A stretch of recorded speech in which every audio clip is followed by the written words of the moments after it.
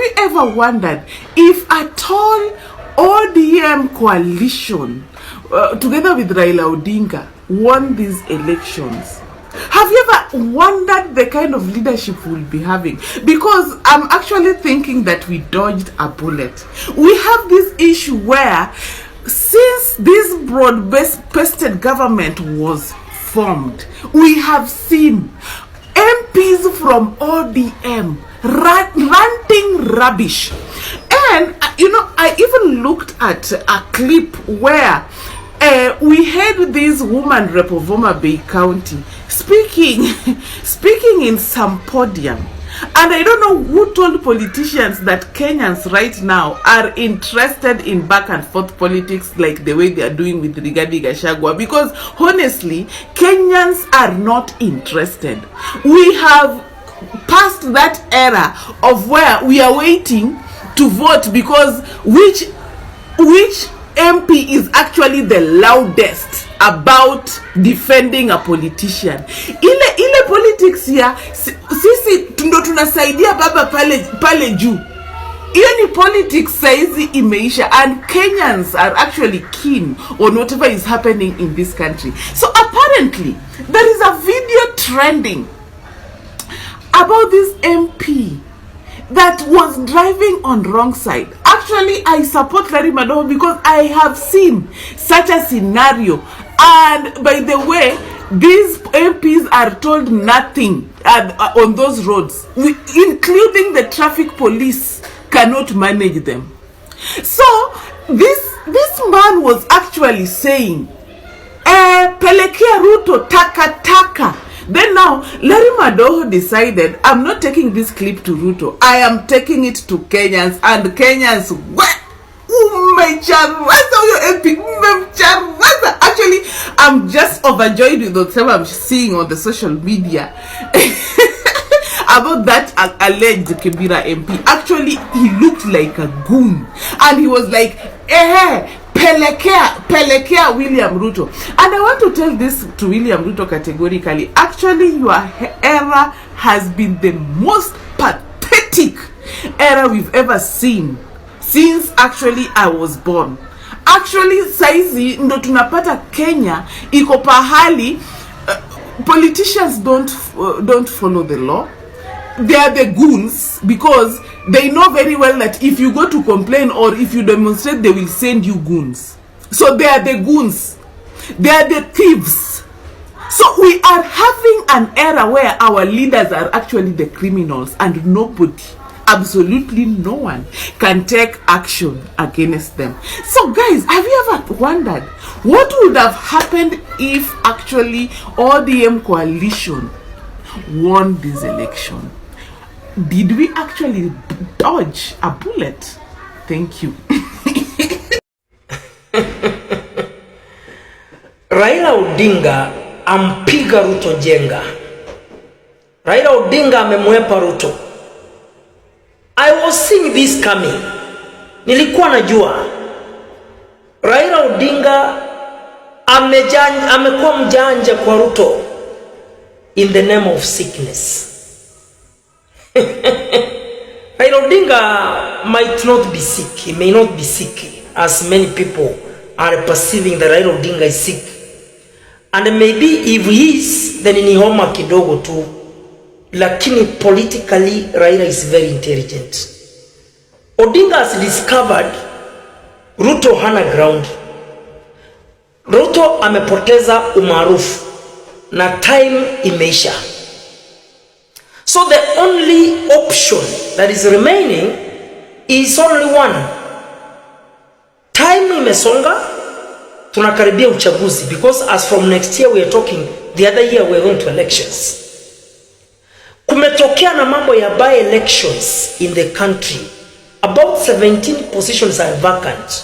So broad-based government is like wangefanya joint, campaign in support of broad-based candidates, either candidates wa ODM ama candidates wa UDA. Raila Odinga may discover as an intelligent politician is likely to lose because he associated himself with William Ruto.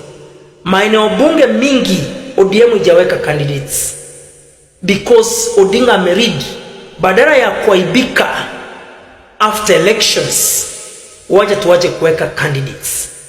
Pili, Ruto expected Raila Odinga to support the candidates of government ama candidates wa UDA ama chama zenye ziko affiliated to William Ruto. Raila Odinga ameepa. That's another indication.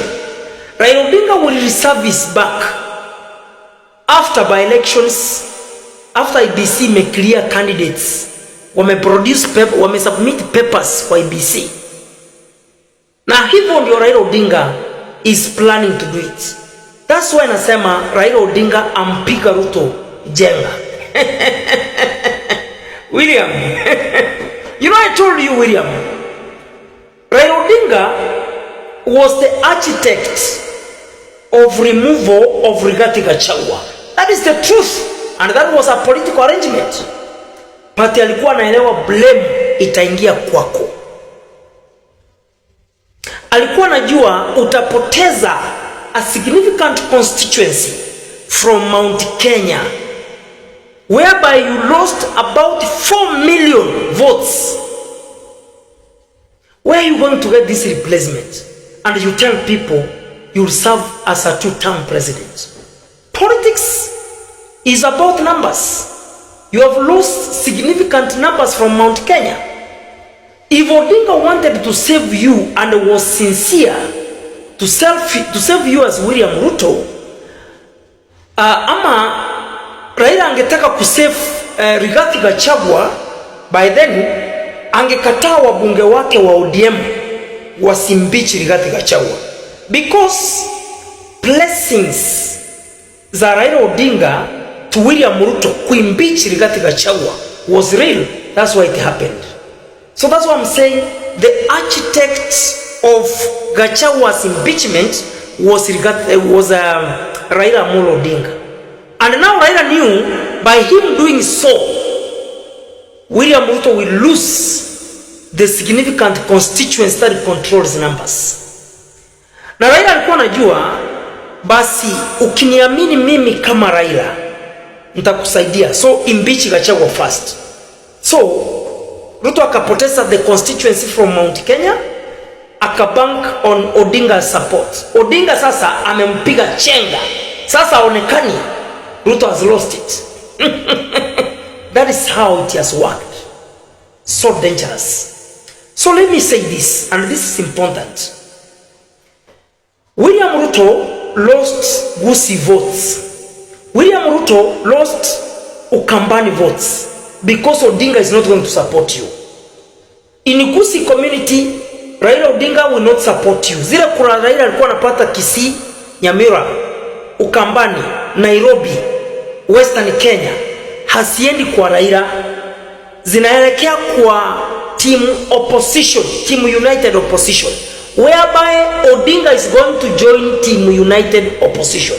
Wait and you confirm this. This is important. Okay, when I told you Uhuru, Gachagua, Raila Odinga are the architects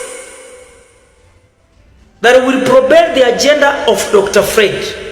Now the Genz of this country, many people said it's lovable. Now you'll confirm this. Odinga is joining this government, this is united opposition. Gachagua will remain, and it will be a landslide win for Dr. Matiang'i. And the rest of the united opposition will be having different positions as we head to 2027. So nimewambia mapema mjue kuwa sisi tuko kitu kimoja, united for one cause. But Raila Odinga mzee ulicheza William. Hiyo tukubali, tuseme ukweli yaishe. Ulimcheza mchana. Kenyans, have you noticed that the more absurd your politicians act, the more they trend? It's very deliberate.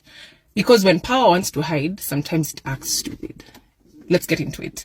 There's this concept called kayfabe, and it came from the wrestling industry. Everything is just for cinematic, not cinematic, just to reel the audience in. Like the beefs are fake, everything is fake. It's just to be like a fake distraction story. Backstage, wako tu, everyone is fine.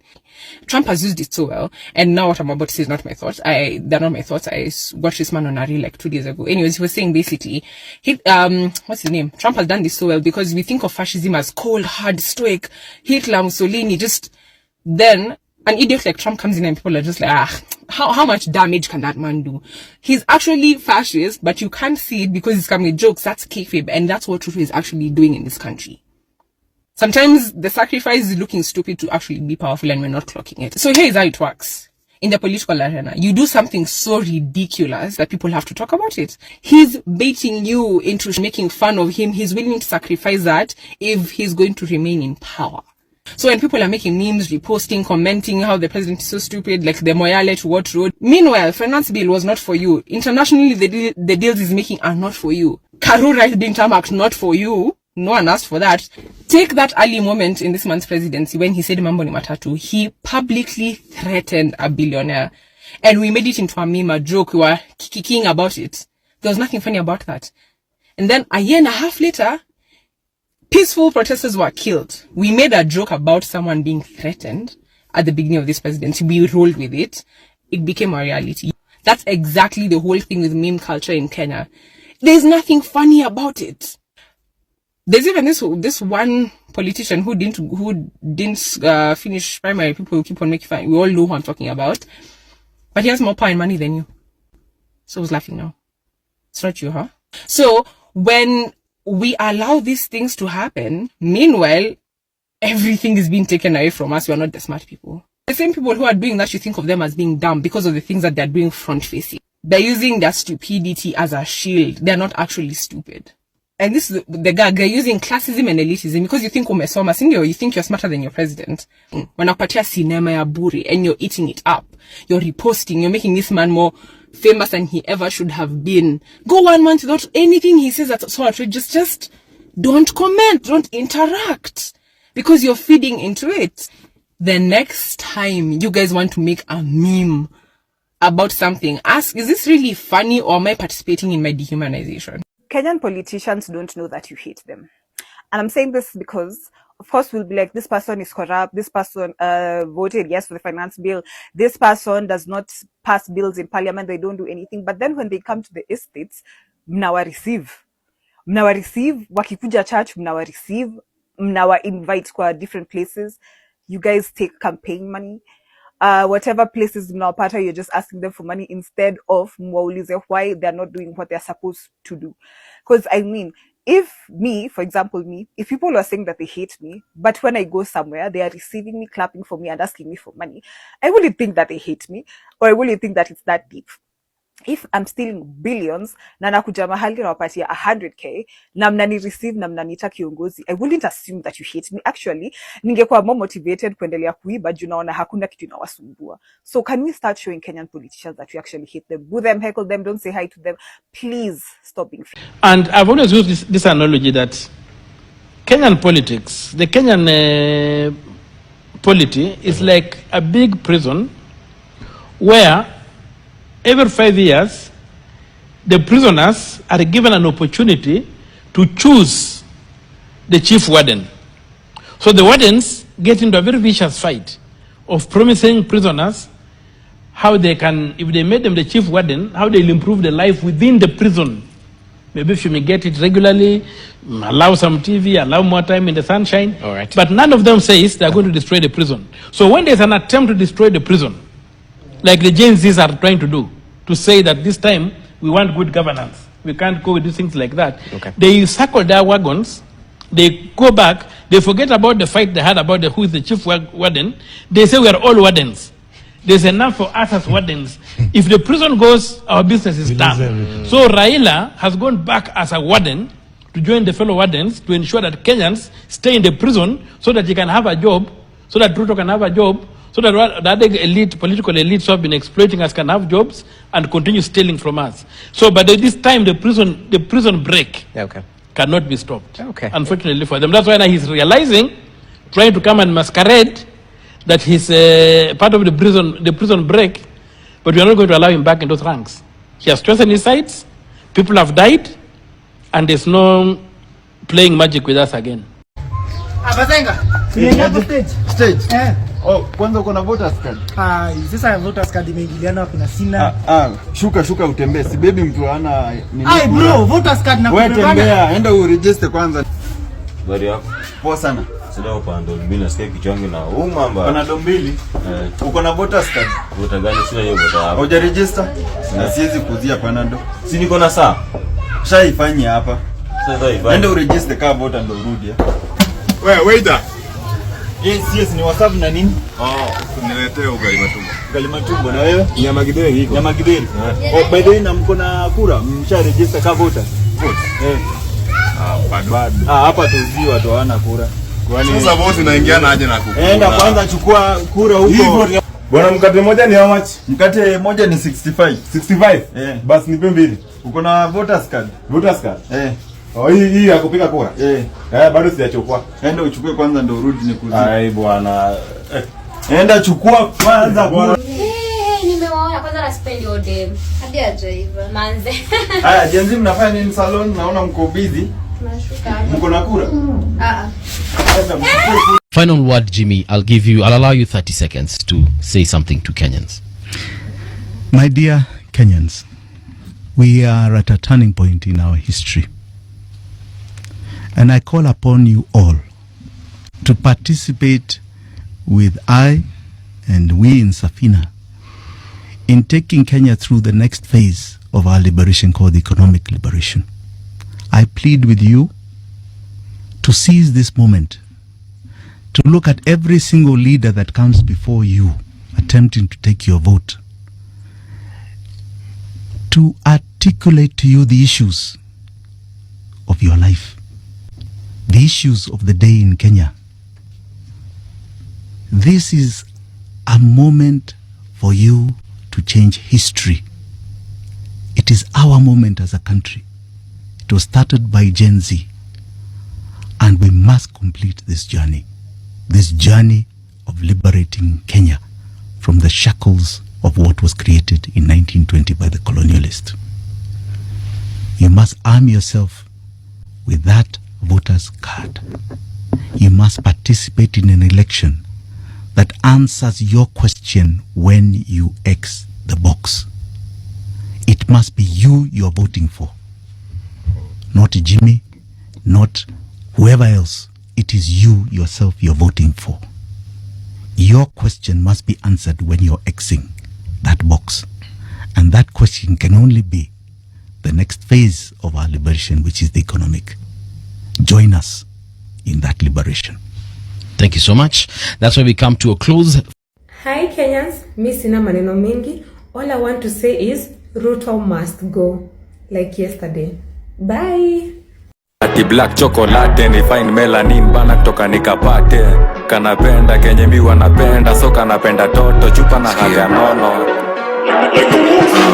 Madam na kudai, umedunga mini na unapenda mangwai. Una dance fit, unawacha nikismile. Ama niko high, jua life nice. Kono moja mbele, gine yende rembe. Pile up, yoni Enyewe, Ruto must go. Enyewe, Ruto must go. By the way, Ruto must go. Enyewe, Ruto must go. Wash fire, Ruto must go. Enyewe, Ruto must go. By the way, Ruto must go.